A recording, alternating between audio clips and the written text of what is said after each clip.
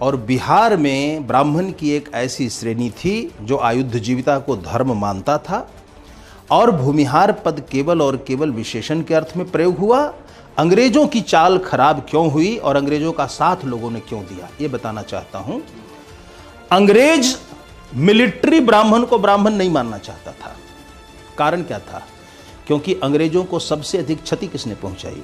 पहला विद्रोह फतेह बहादुर शाही, आयुधजीवी भूमिहार ब्राह्मण। उसके पूर्ववर्ती विद्रोह युगल किशोर सिंह बेतिया का राजा, जाति भूमिहार ब्राह्मण। आगे देखिए, मगध में विद्रोह का नेतृत्व किसने किया? पंडित पीताम्बर सिंह, टेकारी के महासेनापति, जाति भूमिहार ब्राह्मण।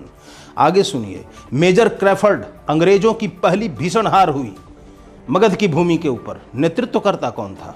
भूमिहार ब्राह्मण बाबू बेचू सिंह। आप ध्यान रखिए, मेजर लुकास को लाइन बाजार से उखाड़ किसने फेंका? भूमिहार ब्राह्मणों की फौज ने। 8000 भूमिहार ब्राह्मण खड़ा हुआ मेजर लुकास के खिलाफ लड़ने के लिए।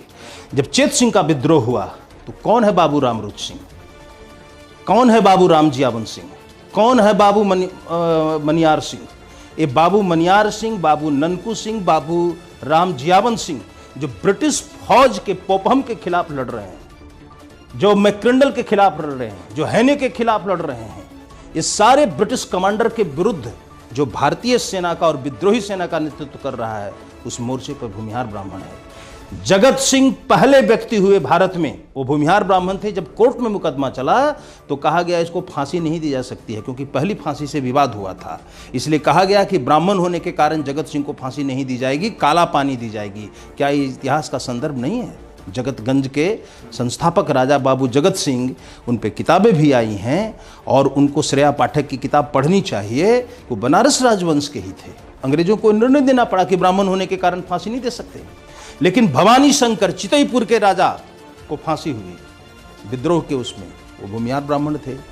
देश के लिए बलिदान करने की जो परंपरा है, ये परंपरा की शुरुआत कहाँ से हो रही है? युद्ध की परंपरा ब्रिटिश सत्ता के विरुद्ध। उसके पूर्व आप इतिहास में देखिए, भूमिहार ब्राह्मणों के शस्त्र के कारण मगध में दाऊद खां तबाह हुआ, जो कन्वर्जन का एक तरीके से आंदोलन लीड कर रहा था। कामदार खां को हमने टाल क्षेत्र में भूमिहार ब्राह्मणों ने उसको खत्म किया, जो भी कन्वर्जन और जमीन कब्जे की राजनीति दिल्ली के मुगलिया सल्तनत के सह पर कर रहा था। तो युद्ध और स्वाभिमान, भूमि और भूमि के साथ जुड़ा हुआ स्वाभिमान, जिस ब्राह्मण का गौरव है वही ब्राह्मण भूमिहार ब्राह्मण है।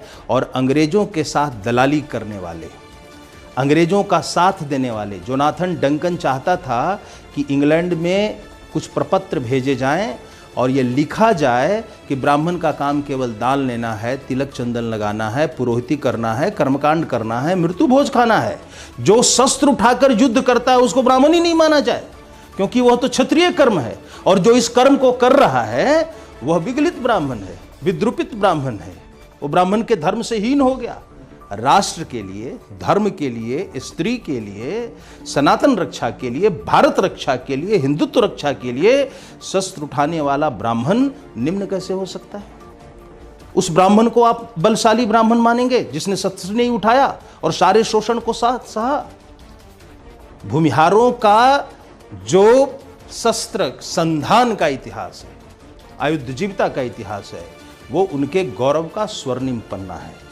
वो शस्त्र की परंपरा और शास्त्र की परंपरा को समान पूर्वक वो उनका निर्वाह करते रहे।